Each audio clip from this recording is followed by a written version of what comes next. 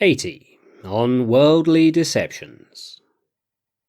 Greetings from Seneca to his friend Lucilius. Today I have some free time, thanks not so much to myself as to the games, which have attracted all the boors to the boxing match. No one will interrupt me or disturb my train of thoughts, which go on ahead more boldly as the result of my very confidence. My door has not been continually creaking on its hinges, nor will my curtain be pulled aside. My thoughts may march safely on, and that is all the more necessary for one who goes independently and follows out his own path. Do I then follow no predecessors? Yes, but I allow myself to discover something new, to alter, to reject. I am not a slave to them, although I give them my approval. And yet that was a very bold word which I spoke, when I assured myself that I should have some quiet and some uninterrupted retirement. For lo, a great cheer comes from the stadium, and while it does not drive me distracted, yet it shifts my thought to a contrast suggested by this very noise. How many men, I say to myself, train their bodies, and how few train their minds?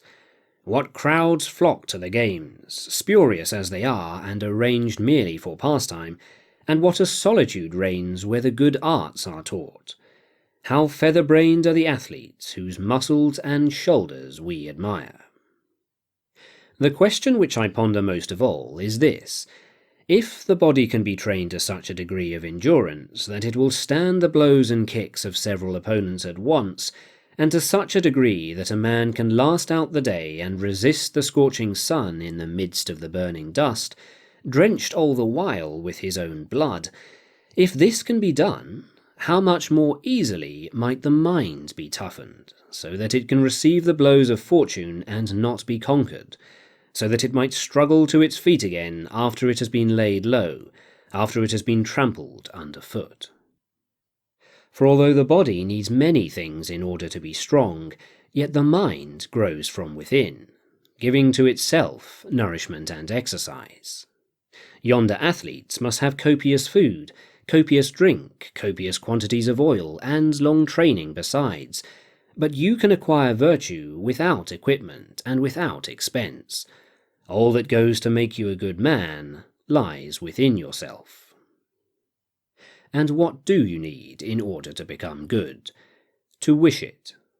But what better thing could you wish for than to break away from this slavery, a slavery that oppresses us all, a slavery which even chattels of the lowest estate, born amid such degradation, strive in every possible way to strip off. In exchange for freedom, they pay out the savings which they have scraped together by cheating their own bellies. Shall you not be eager to attain liberty at any price, seeing that you claim it as your birthright? Why cast glances toward your strong-box? Liberty cannot be bought. It is therefore useless to enter in your ledger the item of freedom, for freedom is possessed neither by those who have bought it, nor by those who have sold it. You must give this good to yourself, and seek it from yourself. First of all, free yourself from the fear of death, for death puts the yoke about our necks. Then free yourself from the fear of poverty. If you would know how little evil there is in poverty, compare the faces of the poor with those of the rich. The poor man smiles more often and more genuinely. His troubles do not go deep down. Even if any anxiety comes upon him, it passes like a fitful cloud. But the merriment of those whom men call happy is feigned, while their sadness is heavy and festering, and all the heavier because they may not meanwhile display their grief, but must act the part of happiness in the midst of sorrows that eat out their very hearts. I often feel called upon to use the following illustration, and it seems to me that none expresses more effectively this drama of human life, wherein we are assigned the parts we are to play so badly. Yonder is the man who stalks upon the stage with swelling port and head thrown back, and says, "Lo, I am he whom Argos hails as Lord. whom Pelops left the heir of lands that spread from Hellespont and from the Ionian Sea, e'en to the Isthmian Straits. And who is this fellow? He is but a slave. His wage is 5 measures of grain and 5 denarii. Yon other, who, proud and wayward and puffed up by confidence in his power, declaims, "Peace, Menelaus, or this hand shall slay thee," receives a daily pittance and sleeps on rags. You may speak in the same way about all these dandies, whom you see riding in litters above the heads of men and above the crowd.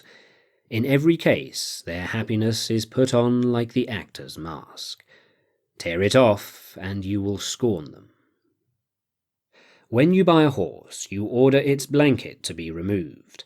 You pull off the garments from slaves that are advertised for sale, so that no bodily flaws may escape your notice. If you judge a man, do you judge him when he is wrapped in a disguise? Slave dealers hide under some sort of finery any defect which may give offence, and for that reason the very trappings arouse the suspicion of the buyer.